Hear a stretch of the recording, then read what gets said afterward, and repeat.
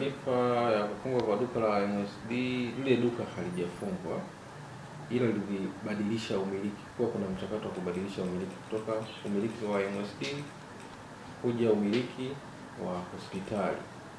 Hayo yakiwa ni maelekezo ya mwongozo wao mpya. Maana sehemu nyingi za wanazokuwa wanamiliki maduka wameyarudisha kwenye halmashauri ziendeshe, wao wabaki kwenye huduma za kutengeneza vifaa, kusambaza vifaa tiba, lakini pia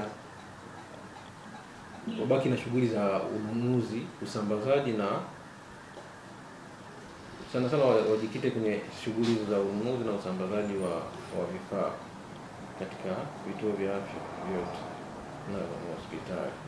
Kwa hiyo maduka waliona kuyakabidhi kwenye halmashauri husika, na kipindi ile duka linafungwa ile wiki moja ulikuwa ni mchakato wa makabidhiano unafanyika.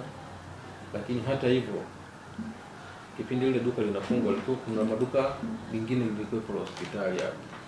Kwa hiyo huduma zilikuwa zinaendelea kwa wananchi, na walikuwa wanaendelea kupata huduma kwenye duka letu la hospitali kwa hichi kipindi ambacho mchakato wa makabidhiano ulikuwa unafanyika kutoka MSD kuja umiliki wa hospitali yetu ya Manispaa ya Mpanda.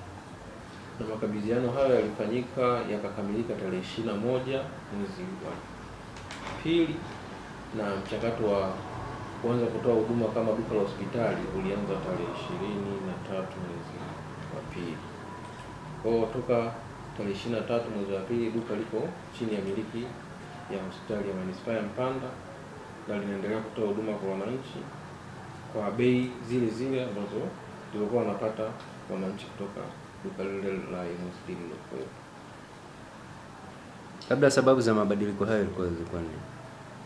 Sababu za mabadiliko hayo sasa, nadhani MSD wana majibu mazuri, ila kama nilivyoeleza hapo mwanzo kwamba MSD kwa sasa unajikita kwenye usambazaji na ununuzi na utengenezaji wa vifaa tiba na dawa kwenye vituo vya afya. Kwa hiyo haya maduka waliona kwao wayakabidhi kwenye halmashauri husika ili wao wajikite kwenye zile shughuli ambazo ni shughuli kubwa kwao, ambapo ni malengo makubwa ya kuanzishwa kwa MSD yenyewe.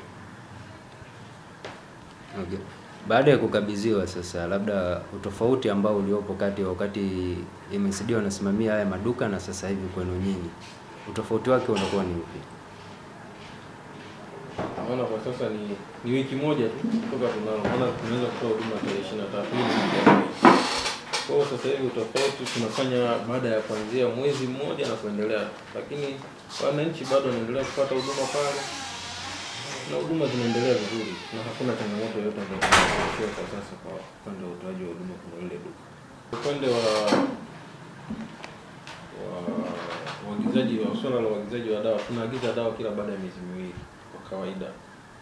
Na vituo vinaagiza dawa kabla ya tarehe 5, vituo vyote, na uagizaji wote unafanyika kwenye mfumo. Kama unavyojua sasa hivi serikali imetoka kwenye paperwork, tupo kwenye mfumo zaidi.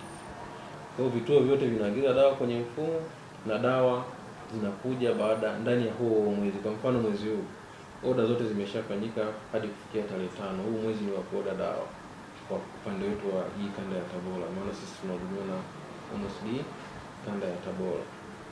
Kwa hiyo kwa hichi kipindi vituo vyote vinaagiza dawa, na dawa tunategemea kupokea kuanzia wiki ijayo baada ya oda kukamilika wiki hii ya tarehe 5.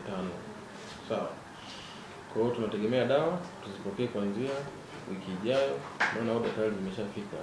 Changamoto ya mifumo ipo, na siku zote tunakipata changamoto tunawasilisha kwa watu wa MSD na wanatoa ushirikiano kutusaidia ili turahisishie sisi kuoda zile dawa na sisi tuzipate zile dawa kwa wakati.